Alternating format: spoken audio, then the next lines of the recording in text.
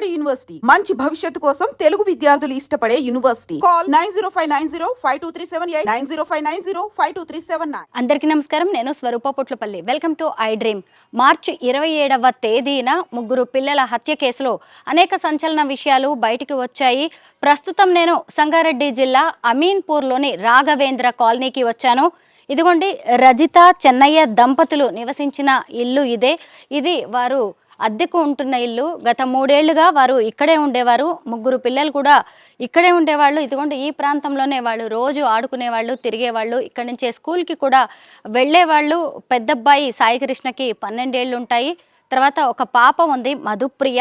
ఆ అమ్మాయికి 10 ఏళ్ళు. చిన్నబాబు గౌతమ్, అతనికేమో 8 ఏళ్ళు. ఆ ముగ్గురు పిల్లల్ని తల్లి చంపేసింది. ఫస్ట్ అందరూ అన్నంలో విషం కలిపి పెట్టి ఆమె చంపేసింది అనుకున్నారు. కానీ పోస్ట్ మార్టం రిపోర్ట్లో మాత్రం అనేక సంచలన విషయాలు బయటకు వచ్చాయి. ఊపిరి ఆడకుండా చేసి చంపడం వల్లే వారు ప్రాణాలు కోల్పోయినట్టుగా వైద్యులు నిర్ధారించారు. అప్పుడు పోలీసులు ఆమెను అదుపులోకి తీసుకొని ప్రశ్నించగా ఎలా పిల్లల్ని చంపాను అనేది ఆమె చెప్పడం అనేది జరిగింది. మార్చి 27వ తేదీన చెన్నయ్య వాటర్ ట్యాంకర్ డ్రైవర్గా పనిచేస్తారు కాబట్టి ఆయన తన పని మీద బయటకు వెళ్ళినప్పుడు పిల్లలు నిద్రపోతుండగా టవల్ వాళ్ళ ముఖాల మీద వేసి ఊపిరాడకుండా చేసి ఆమె చంపినట్టుగా తెలుస్తోంది. ప్రస్తుతం రజితని అలాగే ఆమె లవర్గా చెబుతున్న శివాని పోలీసులు అదుపులోకి తీసుకున్నారు. అమీన్పూర్ పోలీస్ స్టేషన్లో వాళ్ళని అరెస్ట్ చేయడం అనేది జరిగింది. వారి ఇద్దరిని కూడా ఇప్పుడు రిమాండ్కి తరలించారు పోలీసులు. వారున్న ఈ ఇంటిని సీజ్ చేశారు. చూడొచ్చు, ఇక్కడే ఆ పిల్లలు గత 3 ఏళ్లుగా తల్లిదండ్రులతో కలిసి ఉంటున్నారు. చూసారా, చెప్పులు, ముగ్గురు పిల్లల చెప్పులు కూడా కనిపిస్తున్నాయి. పిల్లలు స్కూల్కి వెళ్ళే వాళ్ళు, వాళ్ళ షూస్ కూడా కనిపిస్తున్నాయి. ఇదే ఇంట్లో ఆ ముగ్గురు పిల్లలు కూడా ప్రాణాలు కోల్పోయారు. నిన్న మొన్నటి వరకు, గత వారం రోజుల వరకు కూడా అదే పిల్లలు ఈ ఏరియాలోనే సజీవంగా తిరిగారు అనేదే చెప్పడానికి కూడా చాలా బాధగా అనిపిస్తుంది. మనందరికీ తెలిసిందే కదా, రజిత తన 10th క్లాస్ మేట్ అయిన అతను శివ అనే అతనితోటి కొంత క్లోజ్ రిలేషన్ ఏర్పడడంతో ఆమె ఈ పిల్లలు వద్దు, వాళ్ళని వదిలించుకోవాలి అనుకుంది. అంటే ఈ మధ్య గెట్ టుగెదర్ కోసమని వాళ్ళు కలవడం జరిగింది. అలా కొత్తగా ఫోన్ నంబర్లు ఎక్స్చేంజ్ చేసుకొని గత 3 నెలలుగా కాల్స్, చాటింగ్స్ అనేవి నడుస్తున్నాయి. అప్పటి నుంచి రజిత విషయంలో చాలా మార్పు వచ్చినట్టుగా తెలుస్తుంది. పదే పదే పిల్లల్ని కొట్టడం, కోపగించుకోవడం, భర్తతో కూడా కొంత ఇష్టంగా లేకుండా ఉండడం, ఇలాంటివన్నీ కూడా మనకి వినిపిస్తూ ఉన్నాయి. అయితే ఈ మామూలుగా వీళ్ళిద్దరూ కూడా మంచి భార్యాభర్తలుగానే ఇక్కడ పేరుంది.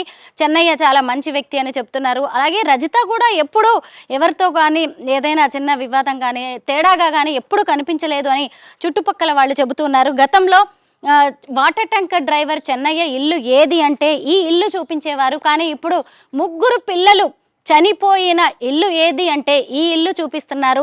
ఈరోజు ఈ ఇంటికి కేర్ ఆఫ్ అడ్రస్ అనేది ముగ్గురు పిల్లల హత్యగా మారడం అనేది బాధాకరం. అయితే ఇప్పుడు ఇక్కడ ఈ ఇంటిని పోలీసులు సీజ్ చేయడం వల్ల చెన్నయ్య ఇంకా మిగతా అతని కుటుంబ సభ్యులు అందరూ వేరే ప్రాంతంలో ఉంటున్నారు. మనం చెన్నయ్యతో ఫోన్లో మాట్లాడడం జరిగింది. చెన్నయ్య గారు నమస్తే అండి. నమస్తే మేడం, చెప్పండి. నేను చెప్పాను కదా, లాయర్ గారు కూడా ఇక్కడ ఉన్నారు. ఆయన పేరు సాయికృష్ణ ఆజాద్ గారు. నమస్తే అండి చెన్నయ్య గారు. ఇది చాలా విషాదకరమైన బాధ. సో మీరు ధైర్యంగా ఉండండి, మీ వెనక మేము ఉన్నాము.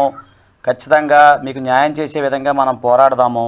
ఓకేనండి. ముందు చట్టం తన పని తాను చేసుకొనివ్వండి. ఆ లీగల్ అంశాల పట్ల దాని గురించి మేడం మాట్లాడతారు. చెన్నయ్య గారు, ఆ రోజు రాత్రి ఏం జరిగింది ఒకసారి మీరు చెప్పండి. ఉదయం వెళ్ళి సాయంకాలం తిరిగి వచ్చాను. 9 గంటల టైంలో. ఆ టైంలో అన్నం తిని ఒక ట్రిప్ చందనగర్ ఉండేది. ఆ చందనగర్ ట్రిప్కి వెళ్దామని అక్కడనే ఉన్నా. అన్నం తిని పోయిన బయటికి వెళ్ళిన తర్వాత చందనగర్ పోయి కాల్ చేసి వచ్చాను. ట్యాంకర్ కాల్ చేసి వచ్చిన తర్వాత డోర్ వచ్చిన 11-22 నిమిషాలు అయిన ఉన్నది. ఆ టైంలో డోర్ కొట్టే మా భార్య డోర్ తీసింది. నేను ఇంట్లోకి వెళ్ళాను. నేను పండుకుంటా అంటే పండుకోరా, నేను పండుకుంటా అని పండుకున్నాం. పండుకున్న తర్వాత 2-2:30 ప్రాంతంలో మా భార్య గొంతుబాయ్ అని అన్నది. నేను లేచి మా భార్యను చూస్తే గొంతు పోతుంది అని చెప్తున్నది. గొంతు ఏమైందా చెప్పింది అని నేను పక్కన వాళ్ళ నీళ్ళని పిలిచాను. గేటు తీసుకొని పోయి పిలిస్తే వాళ్ళు జర లేట్గా లేచారు. నా కొడుకును పోయి సాయికృష్ణను పోయి మా అబ్బాయిని పోయి సాయికృష్ణ మీ అమ్మ ఎక్కడ చేస్తుందని చెప్తే ఆ లోపే మా పిల్లలు చనిపోయి ఉన్నారు సార్ మేడం. అయ్యో. ఆ లోపలనే చనిపోయినారు, బిగ్గర అయిపోయారు. కూలర్ గాలికి బిగ్గర అయిన ఫ్యాన్ గాలికి కూలర్ గాలికి బిగ్గర అయిపోయింది. అంత చక్కగా ఉన్న పిల్లలు అలా చనిపోయారు అనేసరికి మీకు ఎలాంటి అనుమానం రాలేదా అండి? మేడం ఈమె వాళ్ళు అందరు ఏదో తీసుకున్న ప్రయత్నం తీసుకున్నా, ఏం తీసుకున్నదో ఇప్పుడు నా మీదకి వస్తుంది కదా మేడం. ఈమెను బతికియండి అని నేను అరిశాను సార్ మేడం. పక్కన వాళ్ళు అందరు వచ్చి కారులో తీసుకుపోయి ఆడ హాస్పిటల్లో అడ్మిట్ చేశాను ఖమ్మం దగ్గర. మరి ఇప్పుడు మీకు ఆవిడికి పెళ్ళయి 13 ఏళ్ళు కదా, గతంలో ఆమె ప్రవర్తన ఎలా ఉండేది? బాగా ఉండేది మేడం. గెట్ టుగెదర్ పార్టీ అని పెట్టుకున్నారు. ఎప్పుడు పెట్టుకున్నారో ఆ పార్టీ పెట్టినప్పటి నుంచి రజిత మాటలు వేరే మాట్లాడుతుండే మేడం. పిల్లలను కొడుతుండేది అప్పుడప్పుడు. ఎన్ని రోజులుగా జరుగుతోందండి ఇదంతా? లేదు, నాకు 3 నెలల నుంచి నాకు డౌట్ మేడం. అంతకుముందు మేము 13 సంవత్సరాలు ఉన్నప్పుడు మేము ఇంత మంచి ఉండి 3 పిల్లలను అన్నాక 13 సంవత్సరాల మధ్యలో మరి ఎవడొచ్చుండు ఏంటి నాకు తెలియదు మేడం. చూడండి మనం ఎట్లా చెప్తాం. ఈ శివ అనే వ్యక్తి పేరు కూడా మీరు ఎప్పుడు వినలేదా? వినలే మేడం, నాకేం తెలియదు. ఉదయం నేను లేచినాక నా పని ఏందో నేను చూసుకునే వరకు పొయ్యి మధ్యాహ్నం వచ్చిన రూపాయి కూడా మా భార్య అకౌంట్లకే వచ్చేది. ఆ అకౌంట్ లకు ఒక సాఫ్ట్వేర్ జాబ్ చేసిన ఆయన, సార్ నాకు అకౌంట్ లో డబ్బులు రాలేదంటే ఆయన ఎట్లా లింక్ చేసి పెట్టిండు, నా అకౌంట్ లో డబ్బులు ఆమె అకౌంట్ లకే పోయేది మేడం. అంత బాగా చూసుకునేవాడు ఆయన పాపం. అంటే ఇంట్లో అంతా కూడా డబ్బు వ్యవహారాలన్నీ కూడా ఆవిడే చూసేది, కష్టపడడం వరకే మీ పని. డబ్బులన్నీ కూడా ఆమె అకౌంట్ లోకే పోయేది.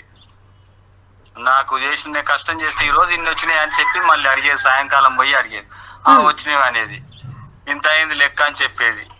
సరేలే అని నేను అనేది. అంతవరకు మంచిగా ఉన్నాం మేడం. మరి గెట్ టుగెదర్ పార్టీకి పోయి వచ్చినాకనే రజిత ఏదో మాటలు తేడాగా ఉన్నాయని మాట్లాడుతుంటే ఎవర్రా మాట్లాడేదని అంటే మా ఎండి మేడం, మా మేడం, మా నజ మేడం అని చెప్తుండేది, పేరెంట్స్ అని ఏదో ఒకటి చెప్తుండేది. ఆమె ఏం జాబ్ చేసేదండి? టీచర్ చేసేది మేడం.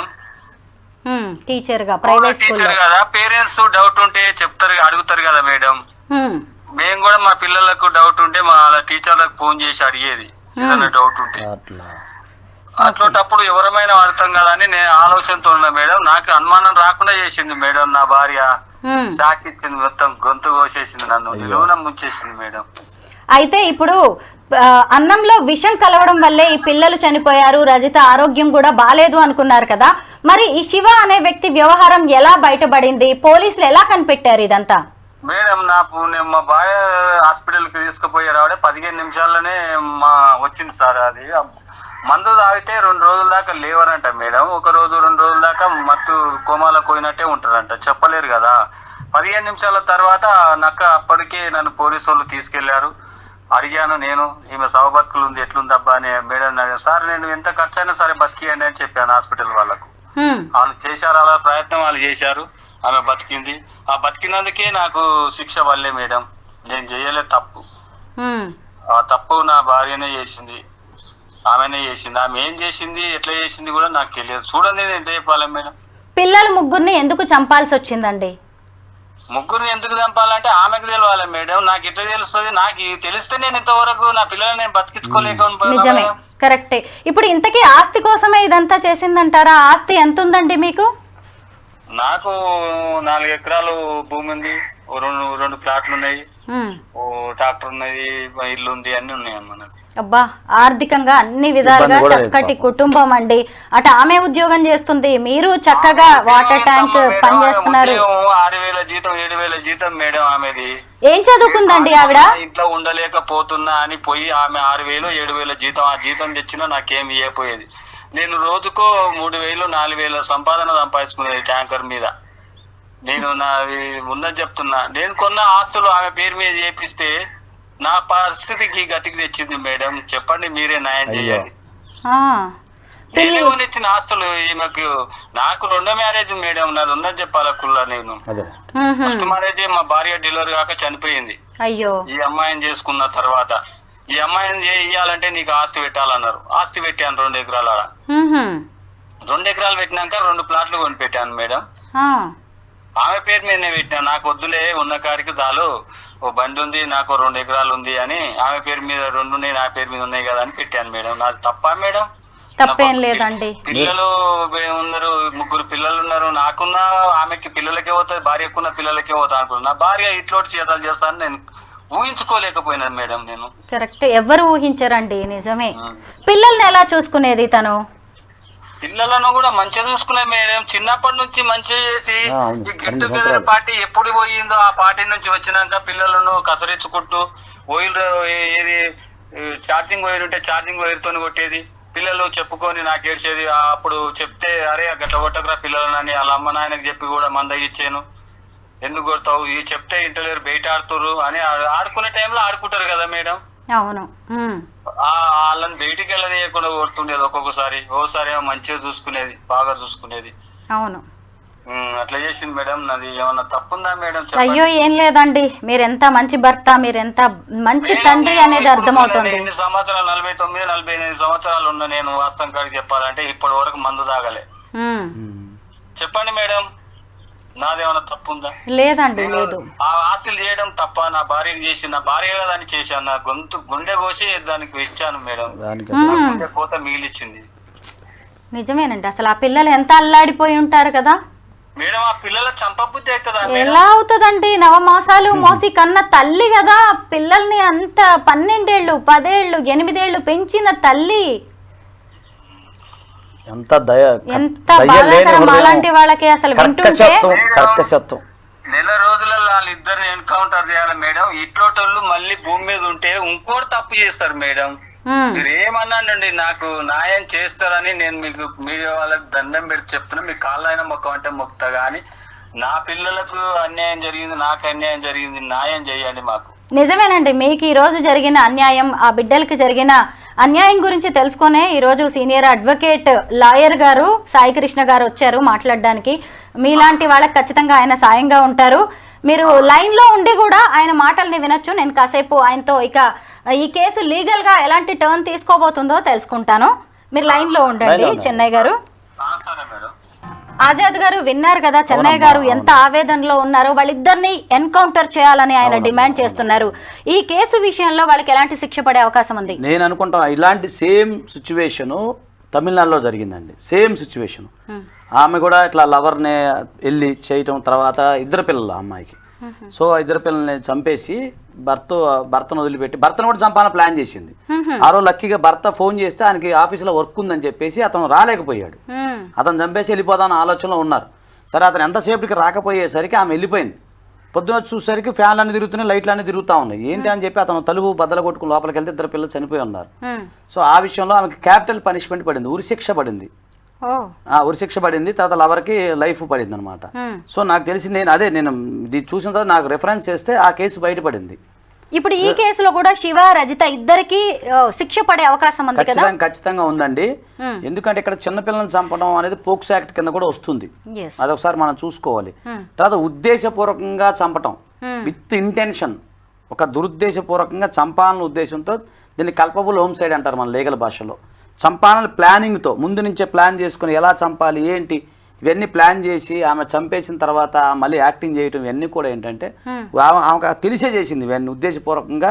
ప్లస్ అతను ఎవరైతే శివ అన్న అతను ఎవరైతే ఉన్నారో అతని ప్రోత్సాహంతో ప్రోదాలభంతో చేసింది. ఖచ్చితంగా ఏంటంటే ఆమెకు క్యాపిటల్ పనిష్మెంట్ ఇందులో ఖచ్చితంగా పడుతుందండి. కాకపోతే మన ప్రాసిక్యూషన్ వారికి ఎవరైతే ఇన్వెస్టిగేషన్ ఆఫీసర్స్ ఎవరైతే ఉంటారో వారికి మనం ఖచ్చితంగా సపోర్ట్ చేయాలి. జాగ్రత్తగా వాళ్ళకి ఎవిడెన్స్ అంతా మనం చూడాలి, దగ్గర నుండి చూసుకొని చేస్తే ఖచ్చితంగా ఆమెకి నాకు తెలిసి నేను చూసిన దాన్ని బట్టి చూస్తే ఆ కేసుని తమిళనాడు కేసుని రెఫరెన్స్ చేసుకుని చూసినట్లయితే ఆమెకి క్యాపిటల్ పనిష్మెంట్ ఉరిశిక్ష పడే అవకాశం ఉంటుందండి. ప్లస్ ఇంకేంటంటే చిన్నపిల్లలు కాబట్టి పోక్సో యాక్ట్ కాబట్టి దీనికి సపరేట్గా సంబంధించిన వేరే కోర్టు ఉంటుంది అనమాట. పోక్సో సంబంధించిన విచారించేది బాలాలకు సంబంధించింది. సో అది కూడా తొందరగా అయిపోయే అవకాశం ఉంటుంది. మిగతా కేసుల్లాగా కాకుండా తొందరగా మనకి 6 months 8 months 1 yearలో ఇది ఇన్వెస్టిగేషన్ అంతా కంప్లీట్ అయిపోయి తొందరగా కేసు క్లోజ్ అయ్యే అవకాశం ఉంది. ఆ సందర్భంలో నేను ఆయనకి చెన్నై గారికి ఎలాంటి న్యాయ సహాయం అయినా సరే నేను ఖచ్చితంగా అందిస్తాను. దాని ద్వారా ప్రాసిక్యూషన్ వరకు మనం సపోర్ట్ చేద్దాము. అలాగే ఇంకేదైనా అవసరమైతే ఆయనకి ఇంకేదైనా ఇన్వెస్టిగేషన్లో ఏదైనా డౌట్లు ఏమైనా ఉన్నా కూడా నా వంతు కర్తవ్యంగా నేను అందిస్తాను. ఎందుకంటే అసలు గుండె తరుక్కుపోతుందండి. ఎంత ఘోరం, ఎంత యాక్టింగ్ చేయటం. అసలు చంపేటప్పుడు ఎట్లా అనిపిస్తుందండి, పెంచి చేసేటప్పుడు వాళ్ళకి ఊపిరాడకుండా చేయటం కొంచెం కూడా ఆలోచన లేదండి. లాయర్ గారు చూడండి అసలు ఎంత ప్లాన్ వేసిందో. భర్త అలా వెళ్ళాడు, ఆ తర్వాత పిల్లలు పడుకున్నారు, వాళ్ళని ఊపిరాడకుండా చేసి చంపడం, ఆ తర్వాత ఆమెకు కూడా హెల్త్ బాగాలేనట్టుగా, విషం కలిసినట్టుగా. అంటే భర్తనే కాదు పోలీసుల్ని, కోర్టుల్ని, చట్టాలని అన్నిటిని కూడా ఫూల్స్ చేయాలనుకుంది. అంత అమాయకంగా ఉన్నారు జనమని ఆమె అతి తెలివిగా ఆలోచించింది. చంపేటప్పుడు ఆ పిల్లలు అల్లాడుతుంటే, ఆ కాళ్ళు చేతులు పెరుగులాడుతుంటే ఎంత తల్లి హృదయం ఉంటుందండి, ఎంత తల్లి హృదయం ఉంటుందండి. ఒక చిన్న పిల్లోడి కంట్లో నరకబడితేనే మనం విలువల్లాడిపోతాం, వాడికి దగ్గు జలుబు నైట్ అంటే మనం అల్లాడిపోతామే. అలాంటి పరిస్థితుల్లో ఆమె అలా అంటే అసలు ఎలా అనిపించింది అది అంటే ఆ రకమైన పైశాచికత్వము. ఆ కథ నాకు తెలిసి ఈమెకి తను చెప్పిందని వాడు చూస్తే బాగా చూసుకుంది పిల్ల అంటున్నాడు. ఈ 3 నెలలే మార్పు వచ్చింది అంటే మెయిన్ ఆ శివ అన్న అతనే బాగా ఆమెకి ఇంజెక్ట్ చేస్తున్నాడు అని నా డౌట్. రోజు వద్దు వదిలేచుకో మనం వచ్చేసే నువ్వు వచ్చే అని చెప్పి అతను ఆమెను ఒక ట్రాన్స్లోకి తీసుకెళ్ళాడేమో అనిపిస్తుంది నాకు. ఖచ్చితంగా అతను కనుక ఇన్వెస్టిగేషన్ గట్టిగా చేస్తే మొత్తం బయటకు వస్తుంది ఇంకా. ఎందుకంటే అతను చెప్తున్నారు కదా ఆయన చెన్నయ్య గారు, ఎందుకంటే మాట్లాడేటప్పుడు ఏదో టీచర్స్ అనో లేదా ఇంకేదో వంక పెట్టుకుని మాట్లాడుతూ ఉంది. అతను ప్రతిదీ అప్డేట్ చేసుకుంటా ప్రతిదీ కూడా అతను ట్రాన్స్ చేస్తున్నాడు. ఆమెను ఒక ట్రాన్స్లో తీసుకెళ్ళిపోతాడు, ఒక ఊహాజనితమైన లోకాలకు తీసుకెళ్ళిపోతున్నాడు. నువ్వు 2వ వివాహం చేసుకున్నావు, 2 ఆయన్ని పెళ్లి చేసుకున్నావు, నన్ను చేసుకుని ఇట్లా ఉండేదేమో ఒక రకమైన ట్రాన్స్లోకి తీసుకెళ్లేసరికి ఆమె నిజంగానే ఆ ఊహాలోహానికి వెళ్ళిపోయి పిల్లలు నా పెరుగు బంధం అనే ఆలోచన మర్చిపోయిందేమో అని నేను అనుకుంటున్నాను. నేను సైకలాజికల్గా గమనించింది అయితే అది. సార్ పోలీసు వాళ్ళు గట్టిగా త్వరగా ఇన్వెస్టిగేషన్ చేస్తే మొత్తం నిజాలన్నీ బయటకు వస్తాయండి. దీనికి సంబంధించి ఆయనకి ఎలాంటి న్యాయ సహాయం అయినా సరే మనం ఖచ్చితంగా సపోర్ట్ చేయాలి. సాయి కృష్ణ గారు, అసలు చెన్నయ్య గారు తన భార్యను ఎంత నమ్మారో, ఎంత ఇష్టపడ్డారో, ఎంత ఇంపార్టెన్స్ ఇచ్చారో ఆయన మాటల్లోనే మనం విన్నాము. పొలం పెట్టారు, అసలు ఆయనకు వచ్చే డబ్బంతా కూడా ఆమె అకౌంట్ లోనే పడుతుందంట. ఆమె ఏది చెప్తే అది నమ్మారు ఆయన. పైగా ఇప్పుడు పిల్లల్ని ముగ్గురిని ఆ తల్లి చంపేసిందంటే మనకే అసలు గుండె తరుక్కుపోతుంది. చెన్నయ్య గారి పరిస్థితి ఎలా ఉండొచ్చు? అసలు ఇంకొక విషయం చెప్పాలి మేడం, ఈ 1 మంత్ నుంచి నాకు బాధ అనిపిస్తుంది. ఒక అతనేమో 2 పిల్లల్ని బకెట్ లో ముంచి చంపేసి చెప్పాడు కాకినాడలో, ఇంకొక అతనేమో నదిలో కాలువలో పిల్లని పడేశాడు. ఈ చిన్నపిల్లల్ని చంపే ఘటనలు చూస్తూ ఉంటే గుండె తరక్కుపోతుంది మేడం. చాలా అసలు ఏడుపు కూడా వచ్చేస్తుంది నాకైతే, నిజంగా చెప్తున్నాను. చాలా బాధపడుతున్నాను. వాళ్ళు ఏం చేశారు, ముక్కు పచ్చలాని చిన్నపిల్లలు, వాళ్ళకి పాపం పుణ్యం తెలియదు, ఇవన్నీ ఏం తెలుసండి. అందులో 9 మాసాలు మోసి మీరు కానీ వాళ్ళకి ఎంత బాధపడతామండి పిల్లల్ని పెంచాలంటే. సాయి కృష్ణ గారు, మనం చెన్నయ్య గారి గురించి కూడా మాట్లాడుకోవాలి. ఆడవాళ్ళ గురించి మనం సాధారణంగా మాట్లాడుకుంటాం కదా, విధి వంచితలు అని. ఇప్పుడు ఆయన చూడండి, మొదటి భార్య డెలివరీలో చనిపోయింది, సరే అని 2వ అమ్మాయిని చేసుకున్నాడు. ఆమె చూడండి, ఎవరన్నా ఊహించే దారుణాలు అసలు ఇవన్నీ. చాలా బాధ. ఆయన ఇప్పుడు సమాజాన్ని ఎలా ఫేస్ చేయాలి, బతకాలి? ఫస్ట్ సంఘటన జరిగింది భార్య, అది మళ్ళీ ఇది ఇంకోటి పిల్లలు పోవటం ఎంత బాధకరం. కానీ ఇప్పుడు ఆయన చెయ్యాల్సింది ఏంటి అంటే న్యాయం కోసం పోరాడడం, అంతే. ధైర్యంగా నిలబడాలి, గుండె ధైర్యమే మెయిన్ ఇప్పుడు ప్రజెంట్ ఆయనకు కావాల్సింది. అవును, మనం ఖచ్చితంగా ఆయనకి లీగల్ గా మనం ఇద్దాము అలాంటి విషయాల్లో. చెన్నయ్య గారు విన్నారు కదా లాయర్ గారు ఏం చెప్పారో. విన్నాను మేడం, థ్యాంక్ యూ సార్. మరి మీకు గుండె ధైర్యం ఇస్తామండి మీకు ఖచ్చితంగా. అయ్యో అట్లా లేదండి సార్, నా పిల్లల బాధ నేను చూడలేదు. అయ్యో అయ్యో అయ్యో, నెల రోజులలో వాళ్ళని ఏదన్నా చేస్తే నా పిల్లలకు ఆత్మశాంతి అవుతుంది సార్. మీరు చేయండి, చేద్దామండి ఖచ్చితంగా, తొందరగా ప్రాసిక్యూషన్ అయ్యేటట్టు చేద్దాం. గ్లూకోజ్ పెట్టుకున్న దాకా నేను ఉండలేను మేడం, వాస్తవం చెప్తున్నా. నా పరిస్థితి కూడా అట్లుంది. నా పిల్లల కోసము ఇప్పుడు రోజుకు హాస్పిటల్కి వెళ్ళవలసింది. రోజు పొద్దున్నే పోయి వచ్చాను హాస్పిటల్ కు. మానసికంగా వేదన ఉంటుంది మేడం, అది చెప్పలేదు కాదు, ఇక చెప్పలేము మనం. మన దానికి మాటలు. నేను తప్పు నా భార్య కదా నా పిల్లలకు పెడుతుంది అని అనుకొని నేను ఆస్తులు చేశాను మేడం. నాది తప్పే మేడం, నేను చేయడం తప్పుందా మేడం? ఏం తప్పు లేదండి, మిమ్మల్ని ఎవరు తప్పు పట్టట్లేదు. ఆ వ్యక్తులు, ఆ భార్య కూడా అలా మారిపోతుంది, ఇంత దారుణానికి ఒడిగడుతుందని మీలాంటి వాళ్ళు కూడా ఊహించలేదు. ఇందులో మీ తప్పేం లేదు. కానీ ఇప్పుడు మీ కర్తవ్యం ఏంటి, ఇన్ని రోజులు నా జీవితం ఏంటి అని మీరు ఎలా పని చేసుకున్నారో, ఇప్పుడు ఇక మీదట మీ బాధ్యత ఏంటి అనేది కూడా తెలుసుకోవాలి. చెప్తున్నాను మేడం, వాళ్ళిద్దరు ఉండకపోతే నేను బ్రతికి మంచి భవిష్యత్తు, నా ఆస్తి నాది ఏదో ఒకటి నాకు తోచిన సాయం 10 మందికి సేవ చేసే వరకు పెడతాను మేడం. అంతే, మీరైతే ధైర్యంగా ఉండండి, మీ ఆరోగ్యం జాగ్రత్త. ఎందుకంటే ఈరోజు మానసికంగా, శారీరకంగా అన్ని విధాలుగా మీరు చాలా డౌన్ అయ్యే పరిస్థితి ఉందండి. మీ ఆరోగ్యం జాగ్రత్తగా ఉంటేనే మీరు మీ పిల్లలకి న్యాయం జరగడానికి, వాళ్ళ ఆత్మలు శాంతించడానికి మీరు పోరాడే అవకాశం ఉంటుంది. ధైర్యంగా ఉండండి. పోలీసులు ఏది అడిగినా కానీ దానికి సంబంధించిన ఆధారాలు అన్ని మీరు సబ్మిట్ చేస్తూ ఉండండి. ఇంకా తప్పదు, కొన్నాళ్ల పాటు వాళ్ళకి శిక్ష పడే వరకు మీరు కోర్టుల చుట్టూ, పోలీసుల చుట్టూ తిరగాల్సిన పరిస్థితి ఉండవచ్చేమో, అయినా మీరు వెనకడాల్సింది లేదండి. ఉన్నాయండి, న్యాయస్థానాలు అన్నీ ఉన్నాయి, మీ వెంటే ఉంటాయి. ఇక జరిగిపోయిన దాన్ని మనం ఏం చేయలేము కాబట్టి జరగాల్సిన దాని గురించి ఆలోచిద్దాం. అంతేనండి. ఖచ్చితంగా మా సపోర్ట్ ఉంటుందండి చెన్నయ్య గారు. నేను ఇదైన తర్వాత మాట్లాడతాను. ఖచ్చితంగా చేద్దామండి, ఖచ్చితంగా చేద్దాం. నమస్తే చెన్నయ్య గారు, ఉంటామండి. ఓకే. సాయి కృష్ణ గారు, ఇలాంటివి మళ్ళీ జరగకుండా ప్రత్యేక చట్టాలు రావాల్సిన అవసరం ఉందంటారా? ఖచ్చితంగా ఉంది మేడం, ఖచ్చితంగా ఉంది. క్యాపిటల్ పనిష్మెంటే దీనికి పరిష్కారం, ఉరిశిక్ష దీనికి పరిష్కారం. ఎందుకంటే ఇంకోటి, ప్రజల్లో కూడా కొంత మార్పు కూడా రావాలండి. ఈ సోషల్ మీడియా ప్రభావం కానీ, కమ్యూనికేషన్ విషయాల్లో కానీ ఇవన్నీ కూడా ఏంటంటే కొంచెం నిఘా పెట్టాల్సిన ఆవశ్యకత ఎంతైనా ఉంది. మన వాళ్ళు ఏం చేస్తున్నారు ఏంటి, తప్పదు కొన్ని సందర్భాల్లో. ఇప్పుడు ఇలా మాట్లాడితే పెళ్ళాన్ని అనుమానిస్తున్న భర్త అని చెప్పి మళ్ళీ కేసు పెడతారు. లేదండి, అందరిలో విపరీతంగా ఫ్రీడమ్ అనేది పెరిగిపోయింది. చేతి నిండా డబ్బులు ఉన్నాయి, పైగా కొత్త కొత్త సుఖాలు కోరుకుంటున్నారు. ఎక్కడికక్కడ అడ్జస్ట్ అయిపోయి బతికే మనస్తత్వాలు చాలా తక్కువగా ఉన్నాయి. కొన్ని సామెతలు ఉన్నాయి కదా, మరి ఇప్పుడు మనం చెప్పుకోకూడదేమో, కానీ నిజం చూస్తుంటే కొన్ని అయితే అట్లానే కనిపిస్తుంది. కానీ ఇలాంటివి ఇక మీదటైతే జరగకూడదు. రజిత లాంటి వాళ్ళకి పడే శిక్షను బట్టి మిగతా వాళ్ళు కూడా ఇలాంటి ఏమైనా చేయాలనుకున్నా భయపడాలి. Thank you so much Azad గారు.